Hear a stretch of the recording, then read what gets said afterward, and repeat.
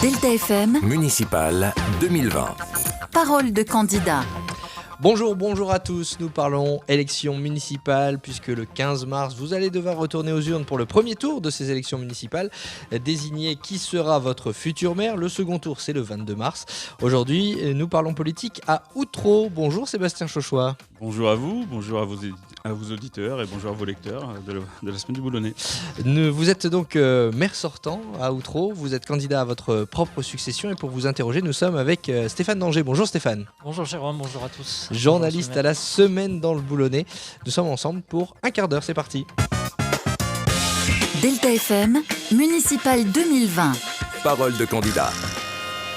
Sébastien Chauchois, candidat à la mairie d'Outreau, vous avez 44 ans, vous êtes marié, vous avez 2 enfants, vous êtes maire à temps plein, conseiller départemental également depuis mars 2015, vous êtes élu depuis 2001, vous avez pris le poste de maire en 2018 suite au passage de relais en fait avec Thérèse Guilbert. Voilà, Thérèse Guilbert qui était maire et qui vous a laissé la place. Vous présentez une liste soutenue par le Parti Socialiste et le Parti Communiste Français, ouverte également à la société civile. D'ailleurs, c'est une étiquette que vous assumez parfaitement. On a eu beaucoup de candidats sur ce plateau qui se sont succédés, qui nous disaient, moi, je me présente une liste sans étiquette. Vous assumez d'être de gauche. Je suis de gauche, je suis membre du Parti Socialiste et je suis fidèle à mon parti. La fidélité est une notion importante.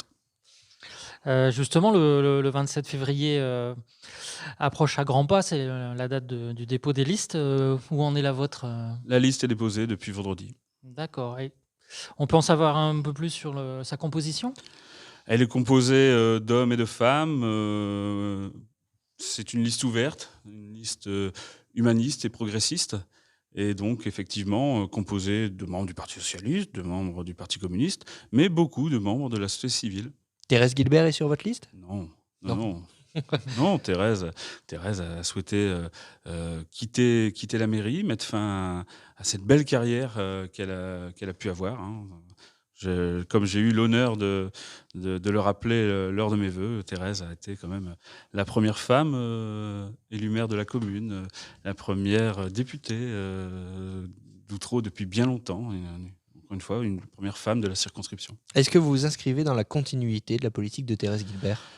Je suis fier du bilan de Thérèse, auquel, bien sûr, dont j'étais membre de l'équipe. Donc, bien sûr, je m'inscris dans le bilan de Thérèse. Maintenant, bien sûr, avec, je pense, ma personnalité et la jeunesse de cette nouvelle équipe qui est en train de se constituer. Parlez-nous un peu de ce bilan, justement, vous avez le micro, essayez de nous parler un petit peu de ce qui a été réalisé durant ces 6 dernières années. On est fiers de beaucoup de choses. Ce bilan, qui est issu du projet de municipal de 2014, a été complètement rempli, c'est mission accomplie.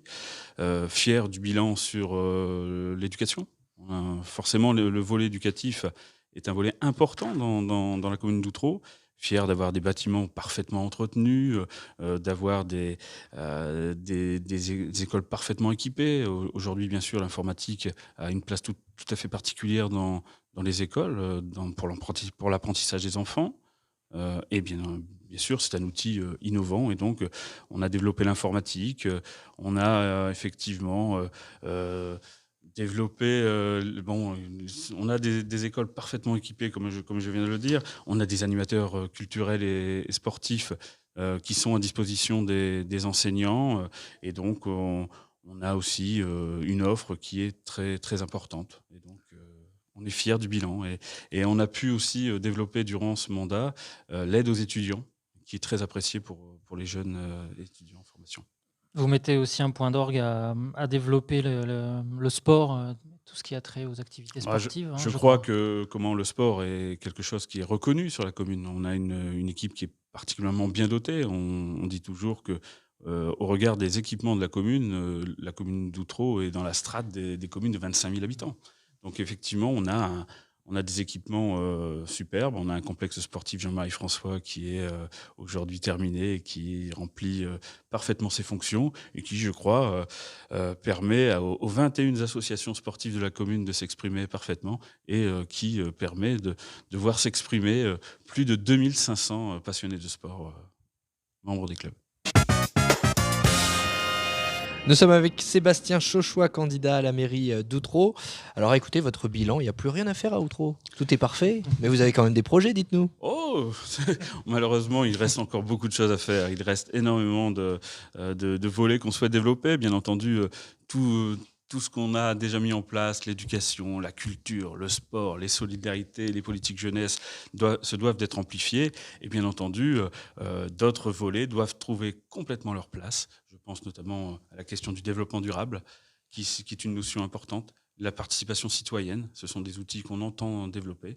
Et puis, bien sûr, vous savez que dans notre commune, il y a un enjeu important qui va prendre tout le mandat, c'est celui de l'ANRU, celui de la reconstruction de la Tour du Renard. Ah, on va en parler justement.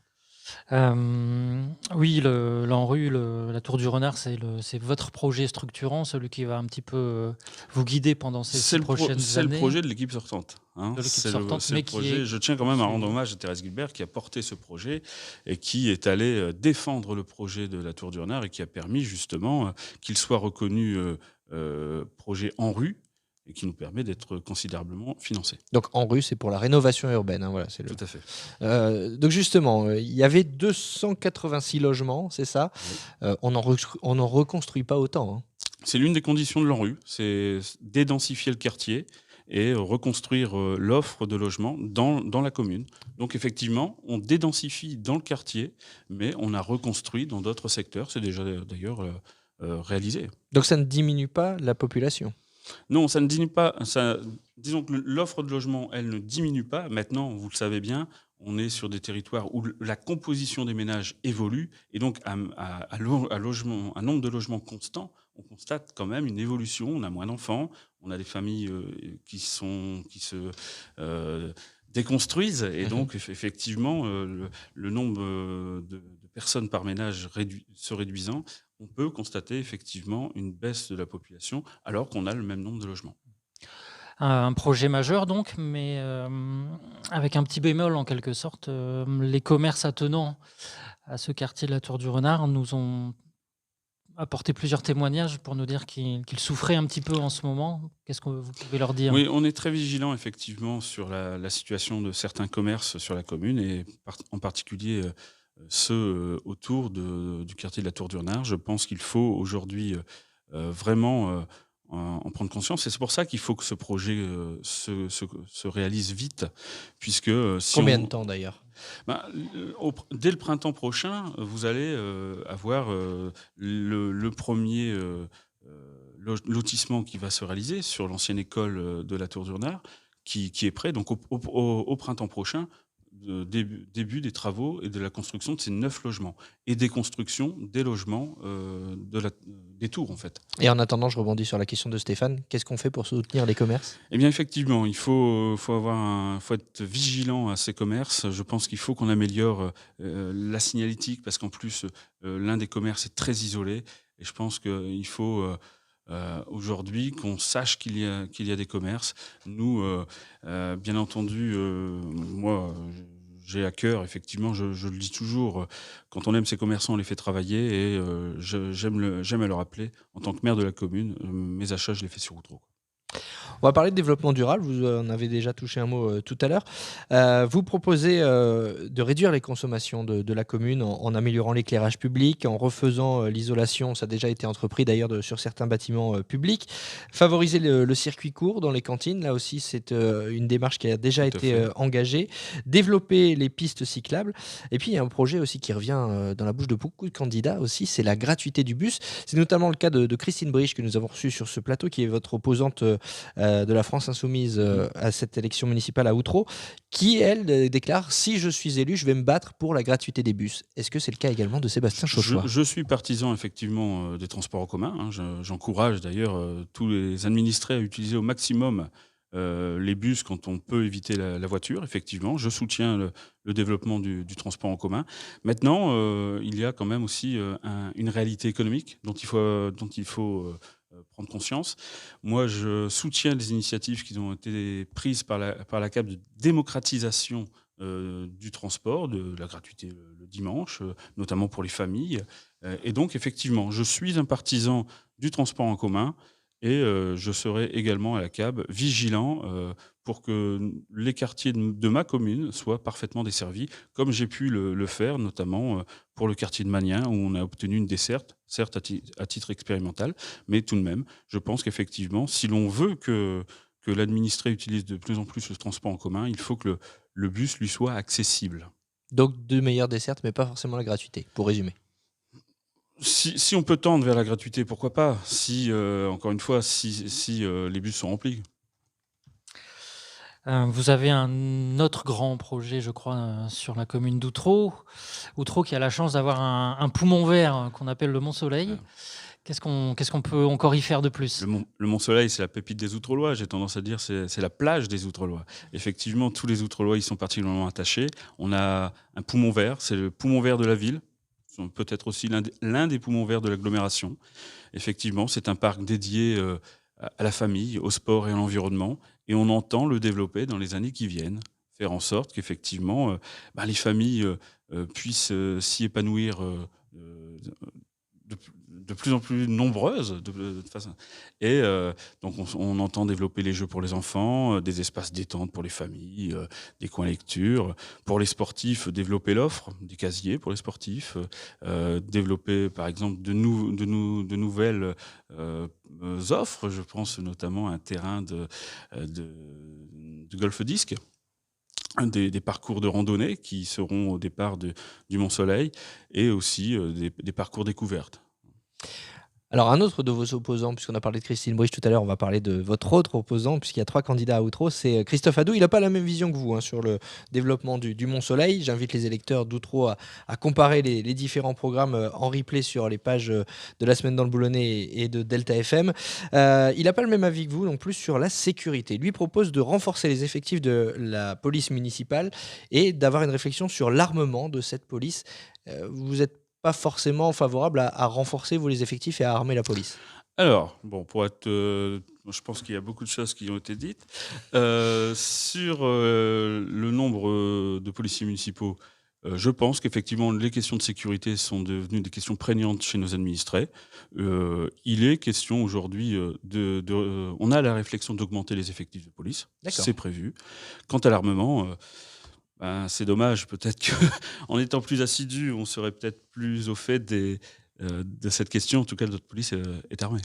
La police est armée avec des tasers, c'est ça? Des tasers. Voilà. Mais, Il parle d'armée, d'avoir une réflexion c'est sur... fait. Ils sont en cours de formation.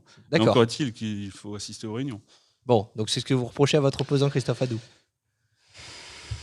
S'il avait été plus assidu, on n'a pas la même vision de la politique. Moi, je donne pas le leçon aux autres. D'accord. Vous avez 4 policiers municipaux d'ailleurs. 4 C'est policiers municipaux et 2 AVS. Donc peut-être un renforcement. Oui. Renforcement aussi de la vidéosurveillance ou pas? On a développé la vidéosurveillance, on a amélioré la vidéoprotection puisque nous avions un système qui était un peu obsolète. Aujourd'hui, grâce à la mutualisation qui a été proposée d'ailleurs par l'agglomération, nous avons pu revoir nos marchés autour de la visioprotection.